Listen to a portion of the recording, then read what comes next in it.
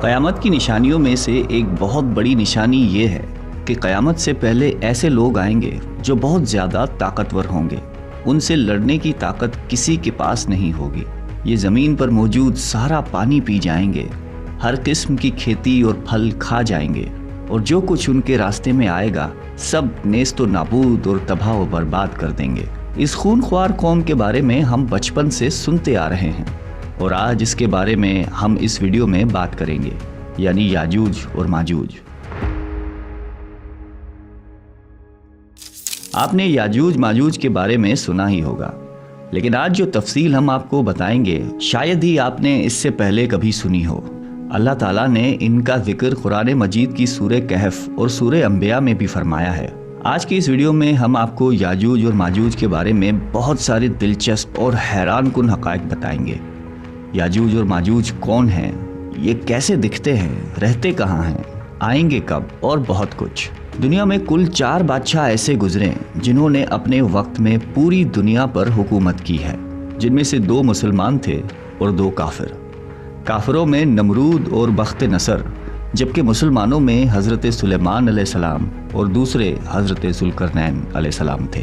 ذوالقرنین کا نام سکندر ہے اور یہ حضرت سام بن نوح علیہ السلام کی اولاد میں سے تھے اور ایک بڑھیا کے اکلوتے بیٹے تھے، اور حضرت خضر علیہ السلام کی خالہ زاد بھائی تھے. آپ نے حضرت ابراہیم خلیل اللہ کے ہاتھ پر اسلام قبول کیا اور کئی سال ان کی صحبت میں رہے. قرآن مجید کی سورہ کہف میں حضرت ذوالقرنین کے 3 سفروں کا حال بیان ہے. یہ 3 زبردست سفر انہوں نے کیے، اور ان 3 سفروں کا حال ہم آج آپ کو اس ویڈیو میں بتائیں گے، جو بہت ہی عجیب اور حیران کن ہے. پہلے سفر کی کہانی یہ ہے کہ سام بن نوح علیہ السلام کی اولاد میں سے ایک شخص آب حیات کے چشمے سے پانی پی لے گا تو اس کو موت نہ آئے گی. تو حضرت ذوالقرنین اس آب حیات کی تلاش میں مغرب کا سفر شروع کرتے ہیں، اور آپ کے ساتھ حضرت خضر علیہ السلام بھی ہیں. حضرت خضر تو آب حیات کے اس چشمے تک پہنچ گئے اور اس کا پانی بھی پی لیا، مگر حضرت ذوالقرنین کے مقدر میں وہ نہیں تھا اور آپ کو آب حیات نہ مل سکا. حضرت ذوالقرنین کا سفر جاری تھا اور آپ چلتے چلتے ایسے مقام پر پہنچے کیونکہ مغرب میں ہی سورج غروب ہوتا ہے. وہ بالکل دنیا کے آخری کونے میں آ گئے، اور سورج غروب ہونے کے وقت آپ کو ایسا منظر نظر آتا جیسے ایک سیاہ چشمے میں سورج ڈوب رہا ہے. جیسے ہم سمندری سفر کرتے ہیں تو ہمیں ایسا لگتا ہے کہ سورج جو ہے وہ سمندر کے اندر ڈوب رہا ہے، لیکن مغرب کے آخر میں آپ اتنا آگے پہنچ چکے تھے جو دنیا کا آخری کونا تھا. وہاں ان کو ایک عجیب قوم ملی جو جانوروں کی کھال پہنے ہوئے تھی. اس کے بعد اب باری ہے ان کے دوسرے سفر کی. یہ سفر مشرق کی طرف تھا، یہاں تک کہ چلتے چلتے آپ ایسی جگہ پہنچے جہاں سے سورج طلوع ہوتا ہے. آپ سورج طلوع ہونے کی جگہ پر جا پہنچے. آپ نے وہاں پر دیکھا کہ وہاں ایسی قوم ہے جن کے پاس کوئی عمارت اور مکانات نہیں ہیں. ان لوگوں کا یہ حال تھا کہ جب سورج طلوع ہو جاتا تو یہ غاروں میں چلے جاتے، زمین کے اندر چلے جاتے، اور جب سورج ڈھل جاتا تو غاروں سے نکل کر اپنی روزی روٹی کی تلاش میں نکل جاتے. یہ لوگ منسک کہلاتے ہیں. حضرت ذوالقرنین نے ان لوگوں کے حضور بھی اسلام کی دعوت پیش کی. وہاں پر بھی کچھ لوگ ایمان لائے اور کچھ لوگ اڑے رہے اور آپ سے جنگ بھی کی، لیکن بہرحال آپ نے ان لوگوں کو بھی قابو کر لیا.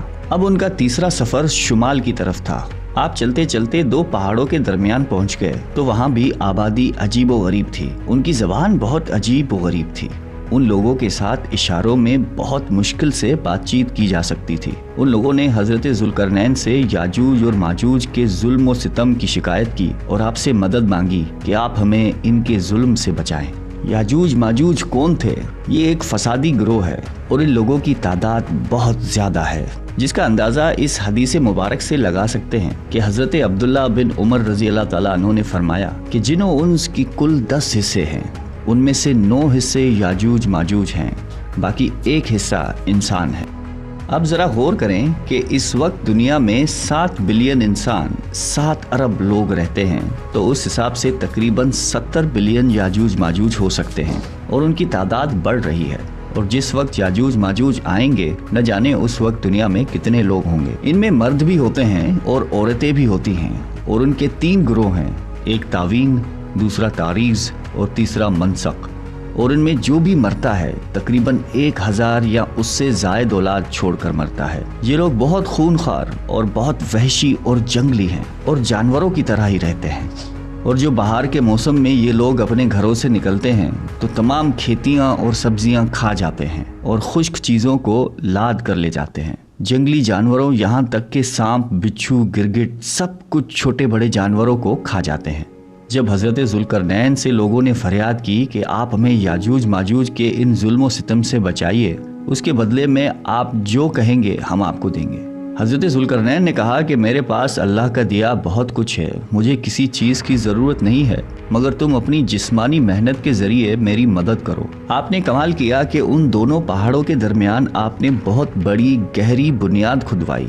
اس کی گہرائی اتنی گہری تھی کہ اس میں سے پانی نکل آیا، اور پھر اس کے بعد آپ نے اس میں پگھلائے ہوئے تانبے کے پتھر جمائے اور لوہے کے تخت نیچے اوپر لگا کر ان کے درمیان لکڑی اور کوئلہ بھی بھروا دیا۔ اسی طرح ایک بہت ہی مضبوط دیوار بنا دی گئی۔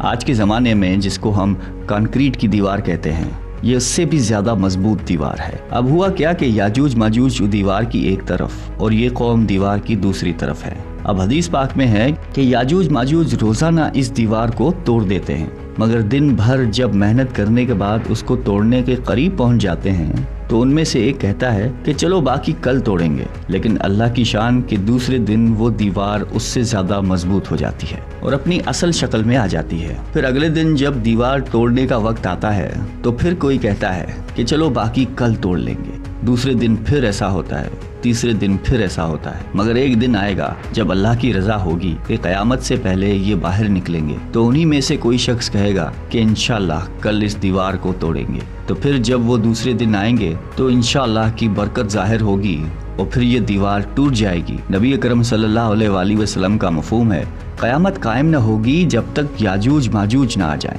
یہاں آپ کو بتاتے چلیں کہ یاجوج ماجوج کے نکلنے سے پہلے دنیا کن چیزوں سے محروم ہو جائے گی۔ حضرت ابن عباس رضی اللہ تعالیٰ عنہ نے فرمایا کہ اللہ تعالیٰ نے 5 نہروں کو جنت سے جاری فرمایا۔ یہ 5 دریا ایک ہی چشمے سے جاری ہوئے ہیں۔ اللہ تعالیٰ نے حضرت جبرائیل علیہ السلام کے ذریعے جنت کے اس چشمے کو پہاڑوں کے اندر امانت رکھ دیا اور پہاڑوں سے نہروں کو زمین پر جاری فرما دیا ہے، جس سے لوگ طرح طرح کے فوائد حاصل کرتے ہیں۔ جب یاجوج ماجوج کے نکلنے کا وقت ہوگا تو اللہ تعالیٰ جبرائیل علیہ السلام کو زمین پر بھیجیں گے اور وہ 6 چیزوں کو زمین سے اٹھا کر لے جائیں گے۔ وہ چیزیں کون سی ہوں گی؟ دنیا سے قرآن پاک اٹھا لیا جائے گا، سارا علم بھی اٹھا لیا جائے گا، حجرہ اسود بھی اٹھا لیا جائے گا، مقام ابراہیم بھی اٹھا لیا جائے گا، حضرت موسیٰ علیہ السلام کا تابوت، اور ہم نے جو 5 نہروں کا ذکر کیا ہے یہ بھی گویا واپس اٹھائی جائیں گی۔ یہ چیزیں جب اس دنیا سے اٹھا لی جائیں گی تو دنیا اور دین کی برکت روئے زمین سے اٹھ جائے گی اور لوگ ان برکتوں سے بالکل محروم ہو جائیں گے۔ کیسا دور ہوگا ذرا سوچئے۔ اب ہو سکتا ہے کسی کے ذہن میں سوال آئے، یاجوج ماجوج دیکھنے میں کیسے ہے؟ ان کا چہرہ کیسا ہوگا؟ آنکھیں اور بال کیسی ہوں گی؟ تو ان کا جواب یہ ہے کہ حدیث پاک میں یاجوج اور ماجوج کے بارے میں آیا ہے کہ وہ چوڑے چہرے والے، چوڑی آنکھوں والے اور موٹے بالوں والے ہوں گے۔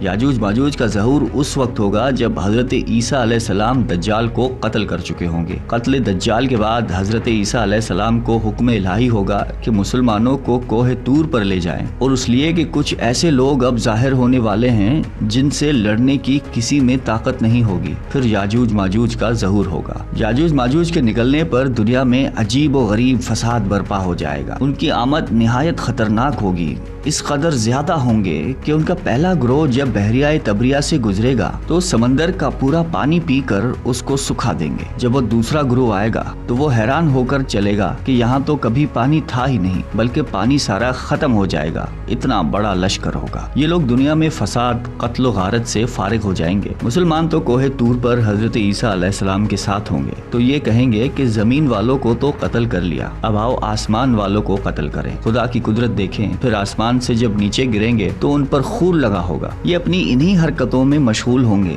اور وہاں پہاڑ پر حضرت عیسیٰ علیہ السلام اپنے ساتھیوں سمیت موجود ہوں گے۔ اس وقت حضرت عیسیٰ علیہ السلام اپنے ساتھیوں کے ساتھ مل کر دعا فرمائیں گے کہ اللہ تعالیٰ یاجوج ماجوج کے گردنوں میں ایک قسم کا کیڑا پیدا فرمائے اور وہ سب کے سب یکدم مر جائیں گے، اور ان کے مرنے کے بعد حضرت عیسیٰ علیہ السلام پہاڑ سے اتر آئیں گے اور دیکھیں گے کہ تمام زمین ان کی لاشوں سے بھری پڑی ہے، یعنی اتنی زمین پر لاشیں ہوں گی کہ زمین پر پیر رکھنے کی جگہ باقی نہ ہوگی اور بہت بدبو ہوگی۔ اب اتنے لوگوں کو کہاں اور کیسے دفنایا جائے؟ اللہ تعالیٰ کی شان دیکھیں کہ حضرت عیسیٰ علیہ السلام کی دعا کی برکت سے اللہ تعالیٰ کچھ ایسے پرندے بھیجیں گے جن کی گردن اونٹ جتنی ہوگی، وہ یاجوج ماجوج کے ان جسموں کو اٹھا کر لے جائیں گے۔ یاد رہے یہ تو ان کو دنیا میں ملنے والی سزا ہے، ان کو جہنم میں بھی دردناک عذاب دیا جائے گا، کیونکہ ان کے کثیر گناہ ہے۔ ایک تو یہ کہ انہوں نے ظلم و زیادتی، قتل و غارت کا بازار گرم کیا ہوا تھا، اور دوسرا یہ کہ ایمان بھی نہیں لائے تھے۔ حالانکہ ان کو ایمان کی دعوت دینے کے لیے ہمارے پیارے نبی حضرت محمد صلی اللہ علیہ وآلہ وسلم تشریف لے گئے تھے۔ حضرت ابن عباس رضی اللہ تعالیٰ عنہ فرماتے ہیں کہ نبی پاک نے فرمایا کہ معراج کی رات اللہ تعالیٰ نے مجھے یاجوج ماجوج کو دعوت اسلام دینے کے لیے بھیجا۔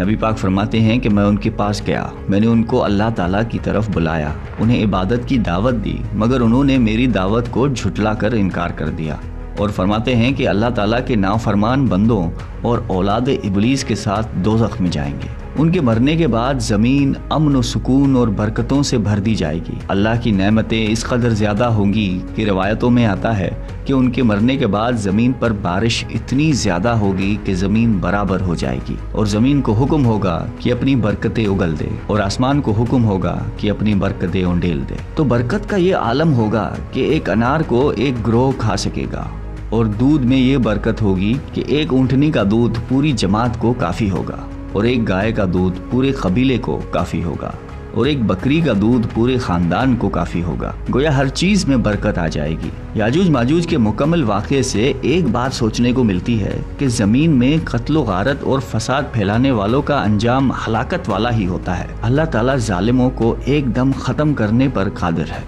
مگر انہیں موقع عطا فرماتا ہے تاکہ وہ توبہ کریں اور جہنم سے نجات حاصل کریں۔ اللہ تعالیٰ سے دعا ہے کہ اللہ تعالیٰ ہم سب کو قلب سلیم عطا فرمائے اور قرآن و حدیث پہ عمل کرنے کی توفیق عطا فرمائے۔ آمین۔